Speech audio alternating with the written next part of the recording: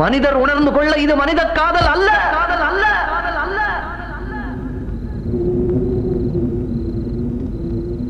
அதையும் தாண்டி புனிதமானது, புனிதமான